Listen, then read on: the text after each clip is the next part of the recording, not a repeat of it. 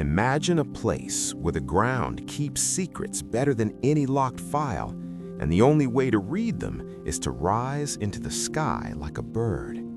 Out on Peru's coastal plain, the desert looks empty until it doesn't. If you enjoy mysteries that are real enough to photograph and strange enough to argue about for a century, tap like and subscribe, only if you genuinely want more stories like this. Now, let's listen the story. The first thing you notice in the Nazca Desert is the sound of your own breath.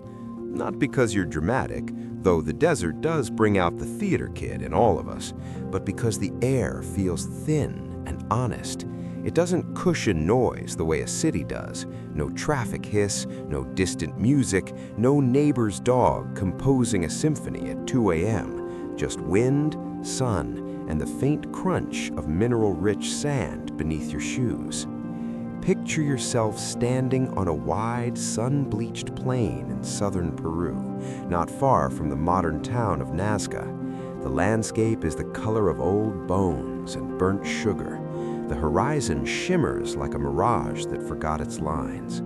You could spin in a slow circle and swear you're alone in the world until a guide points down and says, casually, like he's telling you where the nearest coffee shop is, "Look." You look. At first, you see nothing. Then your eyes adjust. The desert isn't smooth. It's scratched. Lightly at first, like the surface of a dusty car after someone writes, "Wash me," with a finger. Except here, the finger was a plan, a decision, and whatever made it had patience. A line runs across the ground, straight as a snapped piece of string, disappearing toward the horizon. Another intersects it at a hard angle. Farther out, a broad trapezoid opens like a runway. And if you walk a little, carefully, because the irony of damaging something ancient while trying to admire it is a little too on the nose, you notice that these marks aren't trenches. They're not deep cuts. They're more like the surface has been combed. The darker stones have been moved aside, revealing paler soil beneath, a subtle contrast that the sun makes visible if it hits at the right angle. From where you stand, it still doesn't make sense. It's like trying to appreciate a billboard by pressing your face against it. You might catch a letter, you won't catch the message. The locals, depending on who you ask, will give you 3 types of answers. Some speak with quiet pride. This is heritage, a masterpiece, a signature left by people who understood their land. Some shrug, like it's an old family story they've heard too many times. Yeah, the lines are weird, tourists love them, what can you do? And then there are the ones who lean in, eyes glinting, voice dropping half an octave, and say something like, "Some people think they weren't made for us at all." Some locals swear this is true, while others roll their eyes so hard you can practically hear the rotation. But long before anyone sold postcards of a hummingbird or a monkey, the Nazca Lines were just there, quiet, unbothered, like the desert had always been doodling. To understand how something this massive could hide in plain sight, you have to think like the desert. This region gets so little rain that the landscape behaves like a museum display left under glass. The surface is covered with dark, oxidized stones, a kind of natural varnish formed over ages. When you clear those stones away, the lighter ground beneath shows through, and because the climate is so dry and the winds are relatively gentle, the contrast can last an absurdly long time. Not forever, nothing gets forever, but long enough to outlive empires and outlast languages. That's part of what makes this story so unsettling. These are drawings made on the Earth itself, and the Earth has decided, for reasons it doesn't owe us, to keep them. The earliest outsiders who traveled through this part of Peru didn't immediately grasp what they were seeing. On foot or horseback, the lines read as roads, boundaries, maybe irrigation projects. You can imagine an early traveler squinting, thinking, "Oh sure, another straight line into nowhere. The desert is really leaning into minimalism today." It wasn't an unreasonable guess. Humans love straight lines. We build them whenever we can. But these lines weren't leading to towns. Some pointed to hills, some to nothing at all, and some overlapped in ways that would make a civil engineer wake up sweating. And then, this is where the story starts to turn. The lines met the modern world. In the early 20th century, Peru began changing fast.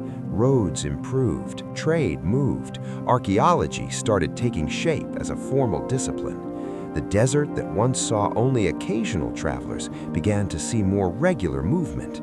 And with movement comes noticing. A person can walk past a secret 100 times and never see it until the light hits differently on the 101st.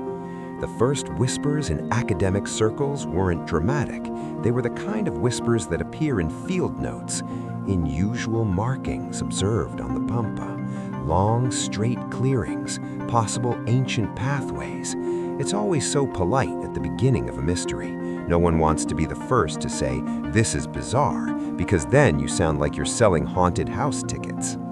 But here's the catch. The Nazca Lines don't just include straight lines, they include forms, figures that from above resolve into animals, plants, and symbols. A spider, a whale-like shape, a hummingbird with a beak so long it looks like it's sipping the horizon, a monkey with a spiral tail that feels like an artist showing off. These are not accidental. The desert contains geometry and imagination side by side, and that combination is hard to ignore once you see it. And seeing it, really seeing it, requires altitude. The first time a pilot glanced down and understood, it must have felt like suddenly discovering your childhood backyard has a giant hidden mural that only appears if you climb the roof. The drawings don't rise off the ground. They don't cast dramatic shadows. They don't announce themselves. They simply become legible when you get far enough away.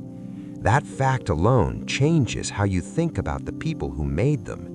Because if the lines were meant to be seen, the question becomes, who was supposed to see them? Historians still argue about whether the creators needed to see the full figures at all. One camp suggests that the builders could lay out shapes using simple tools, stakes, ropes, measured steps, without ever needing an aerial view. Another camp points out that even if you can construct something without seeing it, you usually build with an imagined audience in mind. So who was that audience? Nearby communities? The mountains? The sky? Or, if you want to sip from the cup of wild speculation, something else entirely. Of course, not everyone buys this story. Some researchers keep it grounded. The Nazca people lived in a challenging environment where water meant survival, where seasons weren't just background aesthetics, but life and death schedules.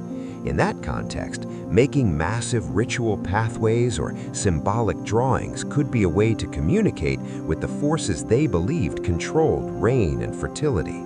Not message to aliens, but message to the world as they understood it. Spirits, deities, ancestors, and the sacred landscape itself. And that's the first emotional hinge of this mystery. It forces you to admit that human beings do extraordinary, labor-intensive things for reasons that are not always practical.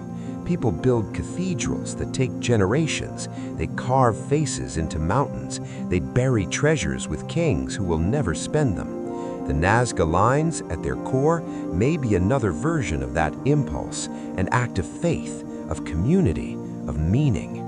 Still, even the most practical explanation leaves you with a stubborn awe, because the work is so massive, so careful, and so quiet.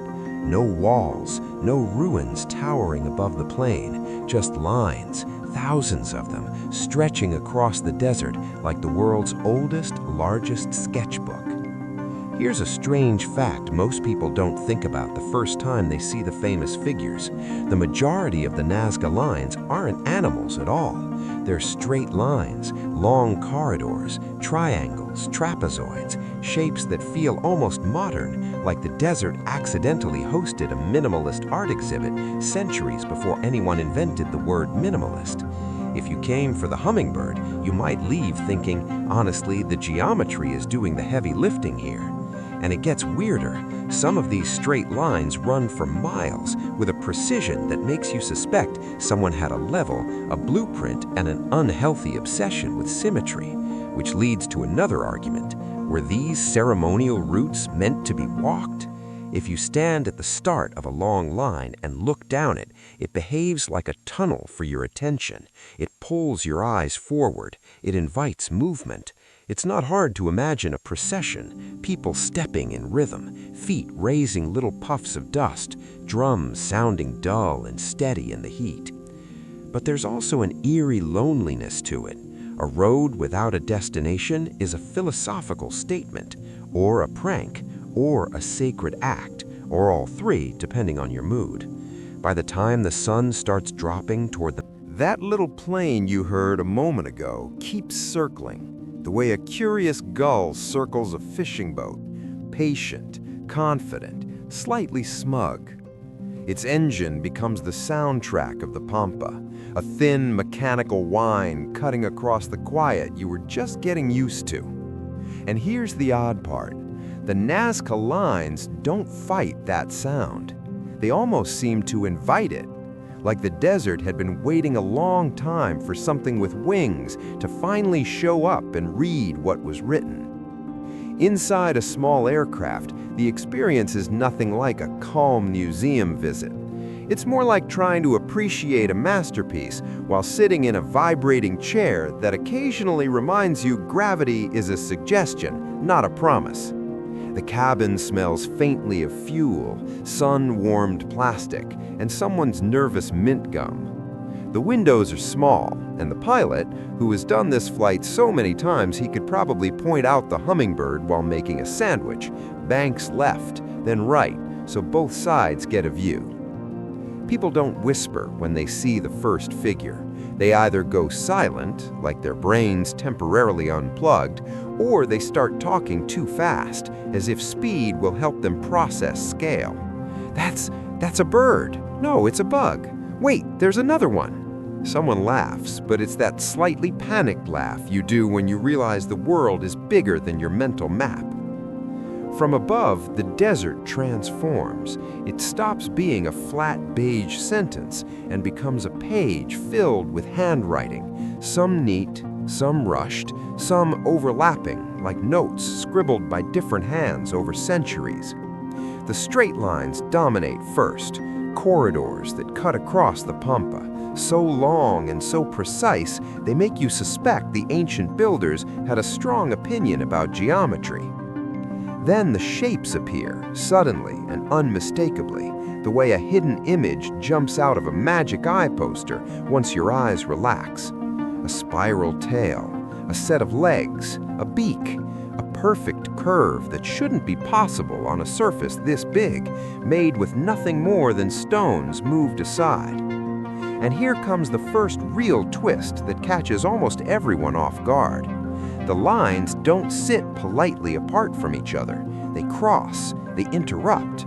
Some figures are sliced by later straight paths, as if someone drew a careful animal, and then centuries later, another group came along and said, "Nice spider." Anyway, straight line to the horizon. It's not one clean mural. It's a living draft, revised and re-revised. That overlap is a clue, and it makes the mystery feel less like a single message and more like a conversation that stretched across generations. Historians still argue about whether these drawings were created in one unified burst of planning or built up slowly, layer by layer, by different communities over time. The lines themselves, because they can intersect and overwrite, suggest multiple phases. But the exact rhythm of that building, who started what and when, is still debated. As the plane hums and the Pampa slips beneath you, you start to understand why early ground-level observers struggled to interpret what they saw. On foot, a line is just a line. From the air, a line becomes an edge of something, an outline of a bird's wing, a route for a ritual walk, a boundary, a signal. Altitude doesn't just change your view, it changes the meaning of everything. That's why the modern discovery story is tied so tightly to flight.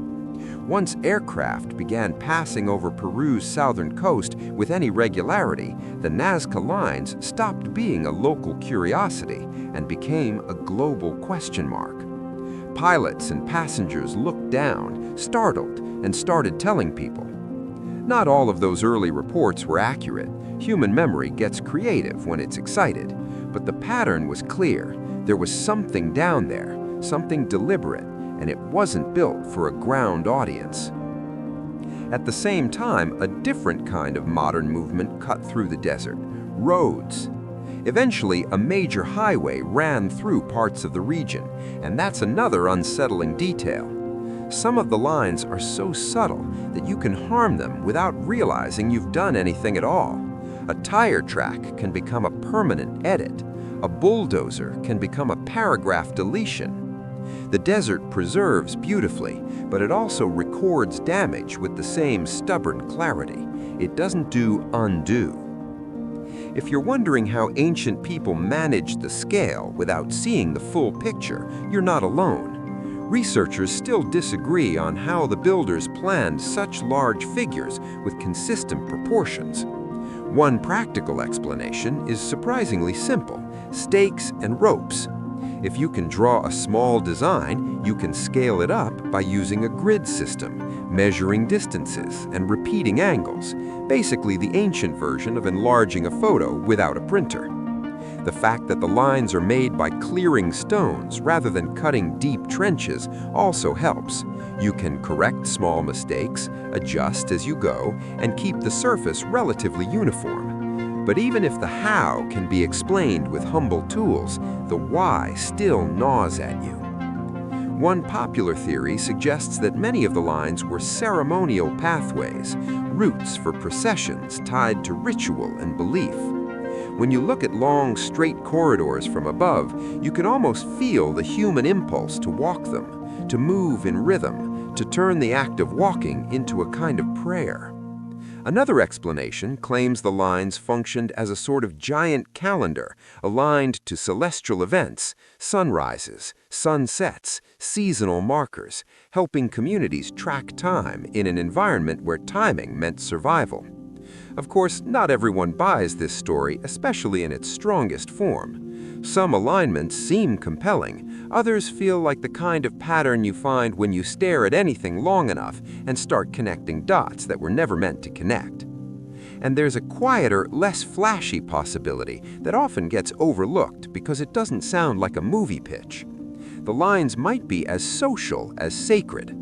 Making them could have been a way to organize labor, reinforce shared identity, and create a landscape that reminded people who they were. Sometimes humans build monuments not because they need them, but because building together is the point. Here's a strange fact that rarely makes it into the first wave of tourist excitement.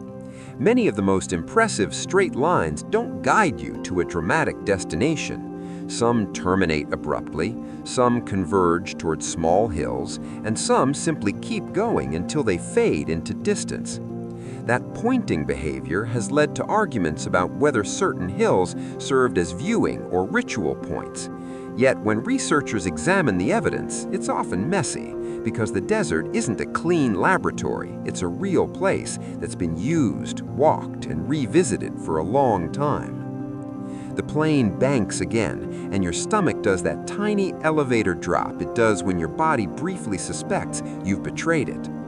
Someone behind you mutters, "I thought this was a history tour, not a roller coaster." Another person replies, "Same thing, just fewer churros." The laughter is quick and relieved because humor is how the brain gives itself permission to handle awe. Down below, one of the large bird figures flashes into view again, and you catch the crisp geometry of it, how the wings are laid out with a confidence that feels almost modern. And then you notice something subtle. The lines aren't all the same width. Some are narrow and delicate, others are wide enough to look like deliberate lanes. That variation matters. It suggests different purposes, different moments, different hands. It's like hearing a chorus and realizing not everyone is singing the same part. Some locals swear there are stories passed down about ancient beings, about sacred roots, about the desert as a living canvas, while others roll their eyes and say the lines are exactly what they look like, human-made, ritual-connected, and not needing any cosmic drama. Both reactions are, in their own way, protective. One protects wonder, the other protects reality, and the reality is already strange enough. Because there's something almost emotional about the mismatch between effort and visibility. Imagine spending days, weeks, months moving stones under a brutal sun, scraping and measuring and adjusting, knowing that from ground level you can't truly appreciate the whole. That kind of work implies faith, faith in a plan, in a tradition, in a community, or in a watcher above. As the plane levels out and the desert steadies beneath you, you feel the quiet pressure of that idea. Not the pressure of a conspiracy, but the pressure of human intention. Someone wanted these marks here. Someone returned again and again, maintaining them, adding to them, respecting them enough to keep drawing on the same page. The engine's whine softens as the pilot turns back toward the airstrip. Below, the lines begin to dissolve into ordinary desert again, the way a face disappears in a crowd when you stop focusing. And for a moment, you understand the Nazca mystery in the most human way possible. It's not just about what the lines mean, it's about what it feels like to realize the Earth can hold a message so large that you can only read it when you're willing to change your point of view. The flight ends the way all flights do, with the sudden return of gravity's confidence. Tires kiss the runway, the engine relaxes, and your body realizes it can stop pretending it's fine. Outside, the heat hits you like an open oven door. The pilots and guides move with practiced efficiency, shepherding people back to solid ground, back to normal scale. Except nothing feels normal now, because you've just seen art that only exists when you stop being human-sized. Down here, the desert looks blank again, like it's playing innocent. And that's when you hear a name that keeps coming up in every serious conversation about these lines, spoken with a kind of respect usually reserved for firefighters, stubborn grandmothers, and anyone who's ever tried to protect something fragile from a world that doesn't slow down. Maria Reiche. If the Nazca Lines are a mystery written on the earth, she was the person who decided, quietly, relentlessly, that someone had to learn the alphabet. She wasn't born into this desert. She wasn't raised with these myths. She arrived as an outsider and somehow became the most fiercely loyal guardian the Pampa ever had. A German-born mathematician who came to Peru in the 20th century, she might have seemed like an unlikely candidate for a life spent arguing with the wind. But sometimes the people who change history are the ones who show up with the wrong shoes and the right kind of obsession. The first time you picture her out here, it's almost comical in a tender way. A woman in the brutal sun with a measuring tape and a notebook, determined to quantify something that feels like a dream. If you've ever met a math person, you know the type. They don't just enjoy a mystery. They want to pin it to the wall with coordinates. They want it to confess its angles. And Maria Reiche did. Working in the shadow of earlier researchers, especially the American scholar Paul Kosak, who studied the lines in the early 1940s, Reiche took what could have remained a passing academic curiosity and turned it into a life's mission. Kosak helped bring attention to the scale and potential significance of the geoglyphs, and he's often associated with the idea that certain lines might relate to astronomical events. Reiche didn't just nod along. She ran with it, measured it, tested it, and built an entire framework around it. Historians still argue about whether her strongest interpretation, the giant astronomical calendar idea, holds up in the way she believed. Some alignments to solstices and celestial positions seem plausible. Other claimed alignments are harder to defend when larger data sets and modern analysis come into play. But even critics tend to grant her something important. She helped force the world to take the lines seriously enough to protect them. And protection out here is not a poetic concept, it's painfully practical. The Nazca Lines aren't carved deep into rock. They're made by moving the darker stones aside to reveal lighter ground beneath. That means the same thing that preserved them, the dry, stable climate, also makes them vulnerable to a single careless act. A set of footprints, a vehicle track, a new structure, a distracted decision by someone who hasn't looked down from a plane. Any of these can become a permanent scar. Reiche understood that with a clarity that borders on heartbreak. So she did what she could with what she had. She mapped the figures and the lines, walking mile after mile with measuring tools, recording angles, lengths, and relationships. Imagine the sensation, the sun pressing down, the wind carrying fine grit into your eyes, the ground reflecting heat upward like a grudge. Your shirt sticks to your back, your mouth tastes like minerals, and still you keep walking because you're chasing a shape you can't fully see. There's a strange intimacy to that kind of work. You come to know a line the way you know a familiar hallway in the dark, by memory, by touch, by the rhythm of steps. Reiche wasn't just cataloging drawings, she was learning their personality. Which lines were crisp, which were fading, which were in danger, which were misunderstood. And here's a lesser-known detail that makes her story feel almost cinematic. She didn't have drones, satellites, or fancy digital mapping software. She had patience, geometry, and sometimes something as humble as a ladder. A ladder in the desert, if you think about it, looks like an absurd prop from a low-budget magic show. And now, for my next trick, I will reveal a hummingbird using only sunburn and determination. But a few feet of elevation can be the difference between meaningless scratches and a recognizable form. It's also worth saying this plainly. She worked under conditions that would make most of us quit by lunchtime and write a heartfelt apology to our air-conditioned homes. The desert doesn't care about your passion. It doesn't reward you with shade. It just keeps being the desert. Reiche's persistence was not a cute personality quirk. It was the engine of everything that followed. One popular theory suggests she pursued the astronomical interpretation partly because it gave the lines a kind of universal importance, something that could be explained, argued, and crucially, defended to the outside world. If the lines were a calendar, they weren't just local art, they were science. If they were science, then destroying them wasn't just vandalism, it was erasing knowledge. Of course, not everyone buys this story. Many researchers today emphasize ceremonial and social explanations, the lines as ritual routes, offerings to water-related deities, or community projects tied to identity and survival. The truth may not sit comfortably in one box. The Nazca people could have built lines that served multiple roles, spiritual, practical, symbolic, because humans, inconveniently, are capable of believing and calculating at the same time. Still, Reiche's approach brought something valuable: method.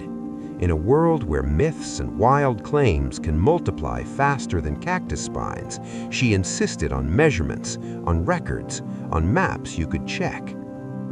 And then comes the moment, quiet but sharp, where her story shifts from scholarship to guardianship. Because once you've mapped something, you start noticing changes. A line that used to be clear now looks faint. A patch of darker stones has been disturbed. A new track appears where no track should be. And you realize in your gut that the desert's great gift, preservation, can be undone faster than you can say heritage site. Some locals swear she would confront people who wandered too close, scolding them like a disappointed aunt at a family reunion, firm, protective, not interested in excuses. Others roll their eyes and describe her as eccentric, the foreign woman who cared too much about lines in the sand. But even that eye roll contains a kind of acknowledgement. It's hard to dismiss someone who keeps showing up. Here's a strange fact that feels almost impossible until you see it in person. From the ground, many of the famous figures are nearly invisible.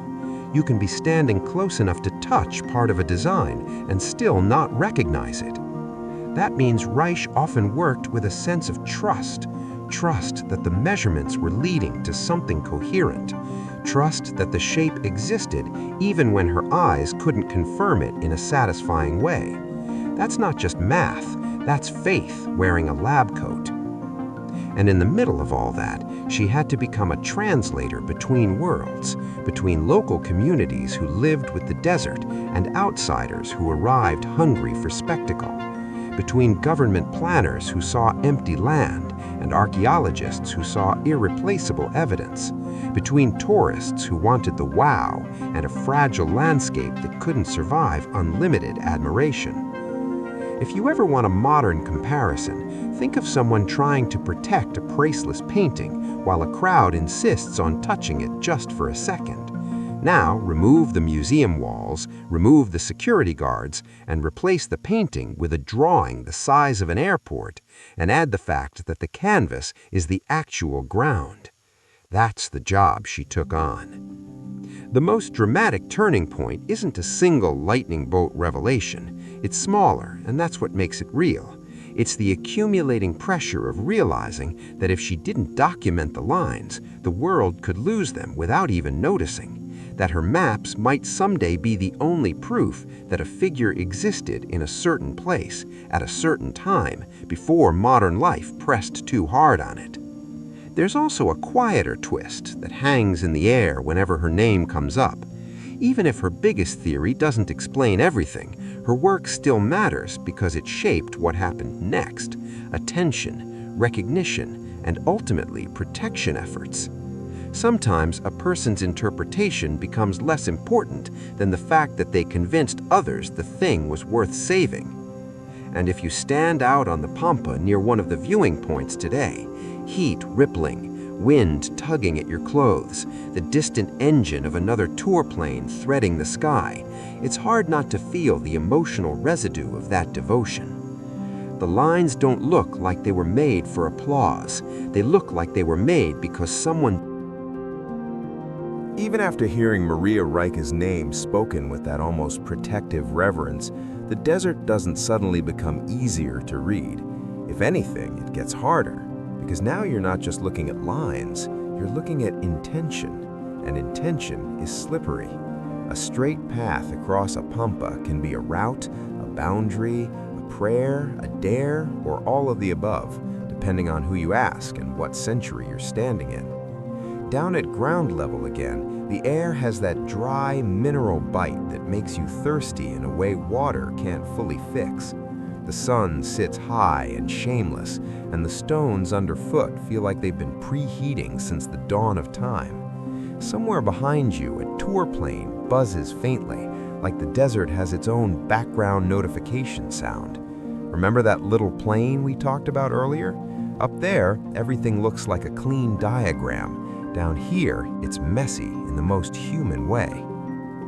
To understand why anyone would draw a hummingbird on the Earth, then surround it with miles of straight lines and trapezoids, you have to step into the Nazca world for a moment.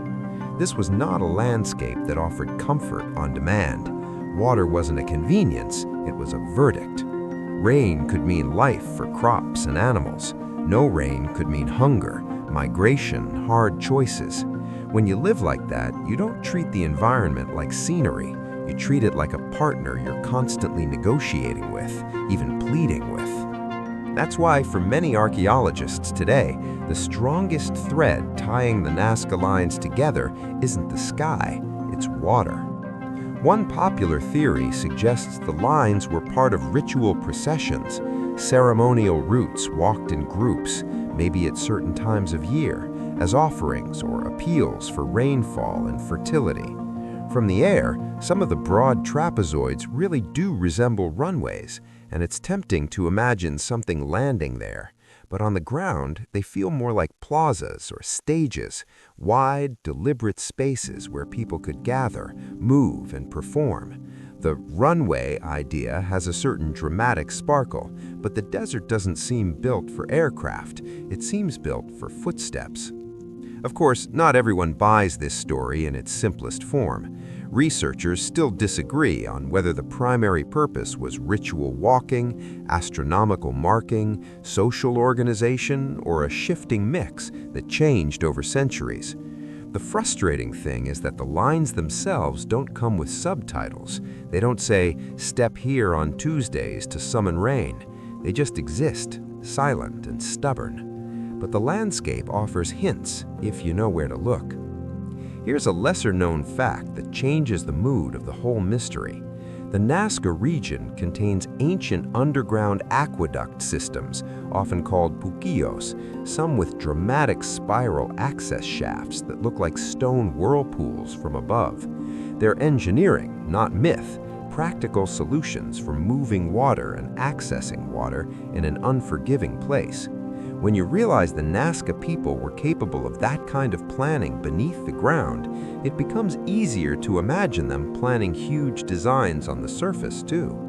The desert wasn't empty to them. It was infrastructure, ritual space, memory, and map, all layered into one. Now, imagine a day of ceremony, not as a Hollywood parade with perfect choreography, but as something more believable. Dusty, hot, loud in places, quiet in others. People gather before sunrise because nobody with common sense schedules sacred events at noon in a desert. The air is cool enough to raise goosebumps. Someone carries vessels, maybe water, maybe chicha, a fermented drink that would have made even modern party planners say, "Okay, pace yourselves." There are textiles, decorated objects, maybe shell instruments whose notes sound like the ocean trying to visit the desert. The smell is a mix of dust, sweat, smoke from small fires, and the faint sweetness of maize. They begin to walk, and suddenly those long straight lines stop looking like abstract geometry. They become corridors for attention. You're not wandering, you're moving with purpose, guided by edges that keep you aligned. The line becomes a boundary for your body and your mind. It tells you where to put your feet, where to look, and, this matters, how to feel. There's a reason humans still build aisles in churches and hallways in institutions. Nothing says this is serious, like a long path that makes everyone move the same way at the same pace. If you've ever been in an airport security line, you already understand the psychology. The only difference is that here, no one is taking your shampoo, probably. Historians still argue about whether certain lines were intentionally aligned with celestial events, like solstices, and whether that alignment mattered more than the act of walking itself. Some alignments appear suggestive, others fade under scrutiny. The sky may have played a role, but the ground was where bodies moved, voices rose, and belief became action. And then there are the figures, the animals that feel almost playful, almost like the desert decided to doodle. A spider, a monkey, a bird that seems caught mid-flight. Why animals? Another explanation claims the figures were tied to myth and symbolism, creatures associated with water, fertility, or the natural world, serving as offerings or sacred signs. Some animals in the geoglyphs aren't common in the immediate desert environment, which hints that the imagery might connect to broader ecosystems and stories beyond the Pampa. But again, the line between symbol and decorative choice is one we cannot draw with certainty. Humans love symbols, and humans also love art. Sometimes the sacred and the aesthetic hold hands. There's another clue that feels almost like a detective finding a fingerprint. At various sites, archaeologists have found evidence that suggests activity at or near certain lines. Small offerings, fragments of pottery, traces that imply people weren't just accidentally crossing the Pampa. It's rarely dramatic. You're not going to uncover a neon sign that says "ritual here." It's more like finding confetti after a party and realizing, yes, something happened here, and it mattered to someone. The absence of grand monuments makes these subtle traces feel even more precious. When you have little, every detail becomes louder.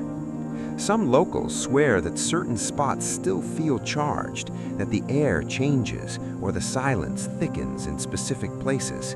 Others roll their eyes and say, "It's hot, that's why you feel weird." And honestly, both could be true. The desert can make you spiritual simply by dehydrating you. Drink water. The Nazca people would approve. A surprising turning point in this section of the story comes when you stop thinking of the lines as drawings and start thinking of them as events. A drawing is passive. It waits for you to look at it. An event demands participation. If these were pathways for processions, then the meaning wasn't just in the final shape, it was in the act of making it and using it. The community becomes part of the design. The walking becomes the message.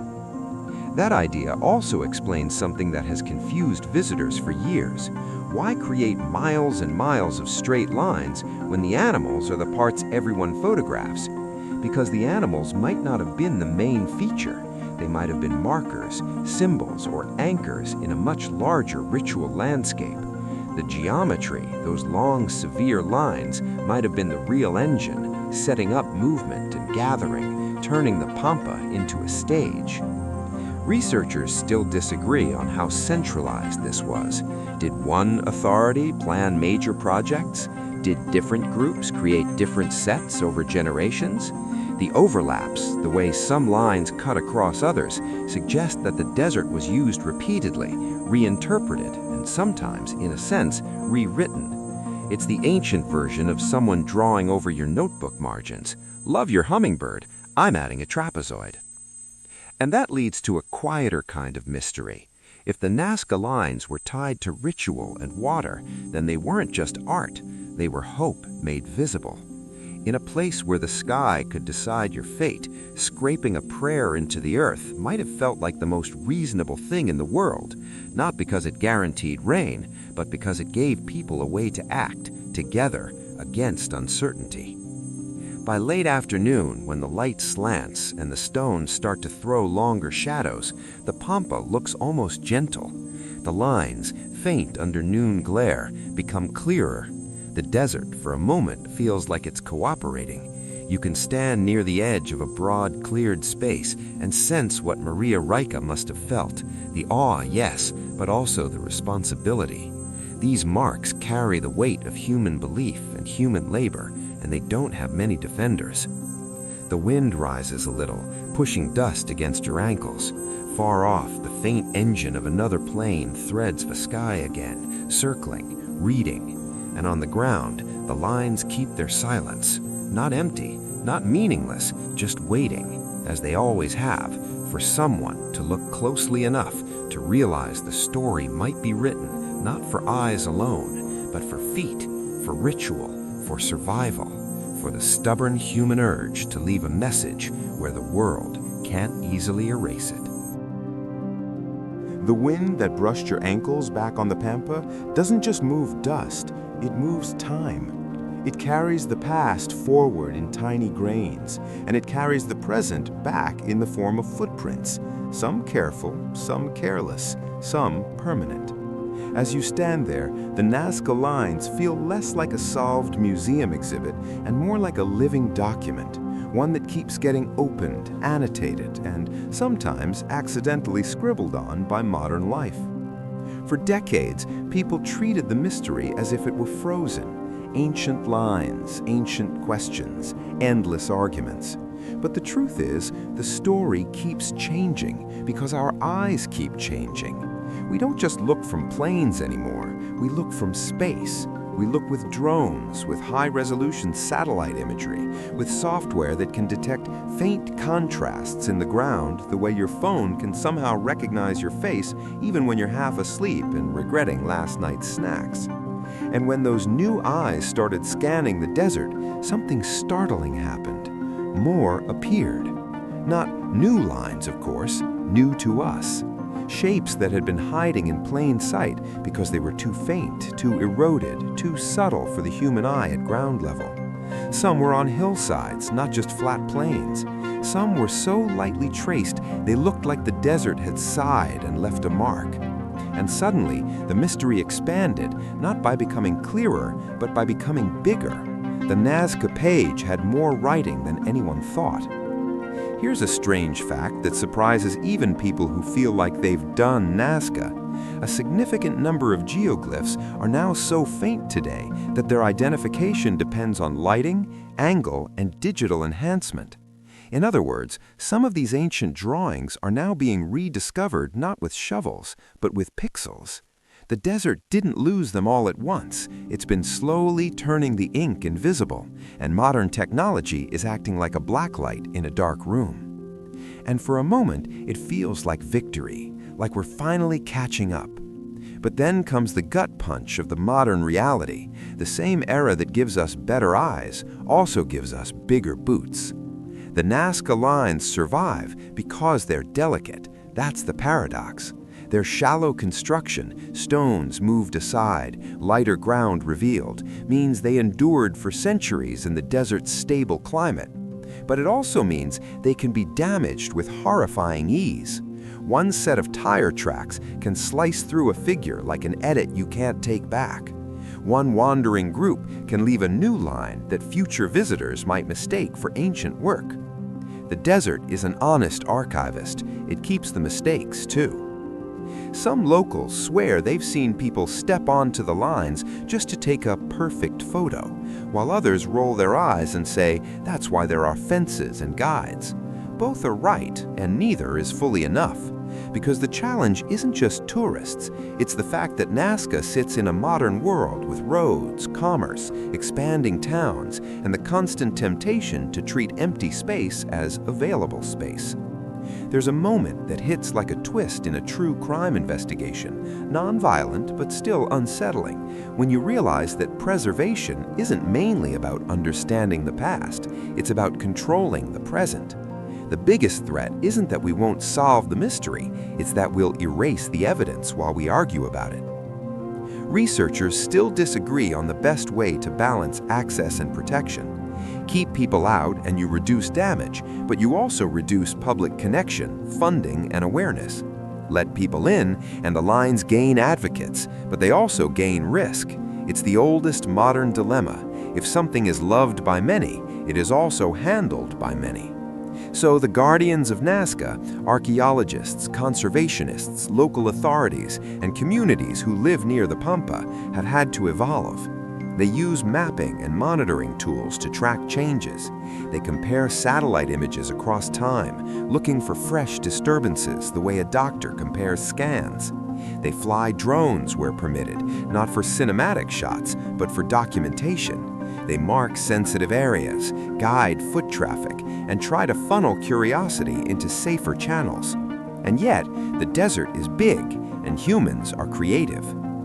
One popular theory suggests that many newly identified shapes, especially those on slopes, belong to different cultural phases than the classic flat Pampa figures. That idea matters because it hints that Nazca Lines might be an umbrella term for a broader tradition of geoglyph making, with different styles and purposes across time. Another explanation claims the variety simply reflects different functions. Some figures were meant to be seen from nearby hills, others from wider distances. Of course, not everyone buys this story in a neat, organized form. The evidence is real, but the categories we impose can be as much about our desire for order as about ancient reality. If you want a modern comparison, think of how people use the same platform differently over time. One person posts family photos, another posts memes, another posts serious news. It's all the internet, but it's also many internets layered together. The Nazca landscape may be similar. One terrain, many intentions, stacked like footprints in dust. And if that metaphor makes you smile, good, because you need a little humor to keep the weight manageable. There's a particular kind of irony in using cutting-edge satellites to protect drawings made by moving rocks around. It's like hiring a superhero to guard a handwritten sticky note, except the sticky note is the size of a football field and older than most written languages, so maybe the superhero is justified. The new discoveries carry a quieter emotional charge, too. They remind you how much we still don't know. For years, the famous figures were treated like a set list: spider, hummingbird, monkey, done. But as new shapes emerge from analysis, the question shifts. If there are more geoglyphs than we realized, are we missing patterns? Are we misunderstanding the emphasis? Were certain symbols more common than we thought? Or are we simply seeing a messy human accumulation of choices, some sacred, some social, some maybe just art? Historians still argue whether we're overreading symbolism. Some scholars caution that not every figure needs a grand explanation. Humans draw animals because animals matter, and sometimes because they're fun. If you've ever doodled a cat on a meeting agenda, you understand the impulse. The difference is that the Nazca doodle required community labor and a desert. Your cat doodle required a pen and boredom. Respectfully, the Nazca people were more committed to the bit. But the conservation reality keeps dragging the story back from poetry to urgency. There have been episodes, modern, documented, where parts of the Pampa were disturbed in ways that triggered international concern and local frustration. Even when harm is unintentional, the effect can be lasting. And when harm is intentional, it raises a different kind of question. What does it mean ethically to treat a sacred or heritage landscape as a stage for personal messages? Because that's another uncomfortable modern twist. The same instinct that may have driven ancient people to inscribe meaning into the desert, leave a mark, communicate with forces larger than yourself, still exists today. The difference is that we now do it with less patience and more entitlement. Ancient communities likely planned, measured, and maintained. Modern intrusions can be impulsive, performed for attention, and justified with the world's weakest argument: it'll be fine. The desert, again, doesn't do fine, it does record. And yet, amid the tension, there's also resilience. The Nazca Lines are not defenseless. They have visibility now. They have legal protections. They have scholars who devote careers to documenting them. They have local communities with pride and economic ties. Tourism can be complicated, but it can also create incentives to protect. And they have modern methods that can catch damage quickly and help guide restoration decisions carefully, without pretending we can restore the past as if it were a brand new drawing. You feel that complexity when you picture the lines not as a single set of famous figures, but as a vast network, a landscape-sized archive. Some areas are crisp, others fading. Some lines are celebrated, others barely known. Some parts are guarded, others vulnerable. And then, one more twist, softer but profound. The new technology doesn't just reveal lines, it reveals how fragile our certainty is.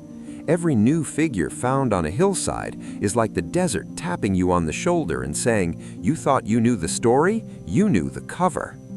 So the Pampa becomes a warning and a promise. A warning that heritage can be erased by modern speed. A promise that careful looking, patient, respectful, methodical, can still uncover wonders without inventing fantasies. As the day cools and the light begins to angle again, the Nazca Desert returns to that familiar quiet. The engine pins thin out, the wind keeps moving.